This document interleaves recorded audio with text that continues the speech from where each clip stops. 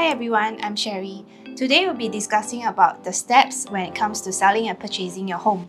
We'll deep dive into the essential steps needed to have a comprehensive and a smooth transition in this entire process. So selling and buying your new home is a big decision to make. So it's very important to plan and list down your preference and requirement for your new home. So the reason you are looking to shift into a new home might due to be your lifestyle change or a growing family members. And it's good to list down a whole set of preference, needs and wants that you or your family wants. So the things to consider for your new home would be your location, whether it's near the MRT station, to cut down traffic time, to work and school, and if the location is near to shopping mall, prioritize them by ranking. So the next step after you identify your preference and requirements is to spend some time doing research so that you minimize out your chance of having blind spots. Spend time online to look through social media, YouTube videos, watch home tour videos, and look at the sale listings that are available for sale to identify which kind of properties you would like to stay. So one of the examples that I could think of when families choose to shift house is for choosing a property that is near to their kids' school. As we know that priority is given to the primary school registration when you are residing within 1 to 2 km of the school, and it also minimizes transport time,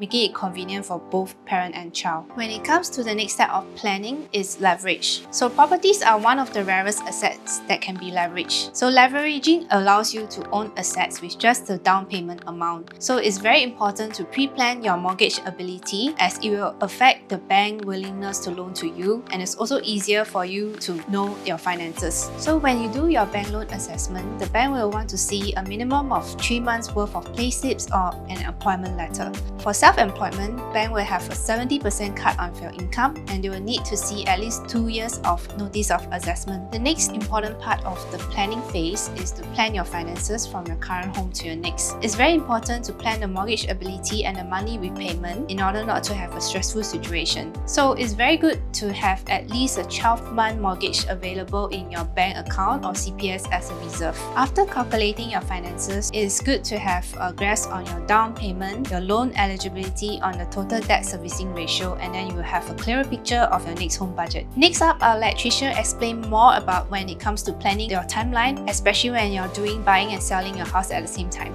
Step 5 of the planning phase involves planning your timeline, especially if you are doing a back-to-back sales and buying transition. When this is not planned correctly, your funds will be trapped in your current home or your CPF will not be released in time. So we need to plan in sufficient time apart from the selling and buying, at least 3 weeks apart, so that your CPF funds can be released into the purchase. You need to know when to put in the option money for your next home, when to exercise the option for the next home, and also how to plan for the completion period, and to have optimum gap between the sales and purchase so that we do not need to incur additional ABSD. Step 6 involves the preparation of putting yourself in the shoes of a buyer and how to maximize each and every viewing to create an opportunity. So in this preparation phase, we would like to distinguish whereby whether this listing would have enhanced opportunity if we were to maximize it using video marketing or even doing home staging for the property as well. In addition, as a seller, it would be good to leave your emotions at the door and instead ask yourself, how much would you be offering for this property if you are the buyer? What are the common objections faced if you are the buyer looking at this property itself? From there, you'll be able to gather this feedback and enhance the property for the next viewing itself. The next phase of the planning process will be to commence the sale process, and during this process, it will be good to gather feedback, list down your preference, as well as to leverage and comments only after appropriate research has been done. And what I mean by that would be to know about your competitor listing, what are the other units selling in the project itself. Most importantly, identify the next few properties that you have in mind once you commence the sale, because when you commence the sale, you want to make sure that the sale is done in a fashion that the marketing campaign is launched with a bang.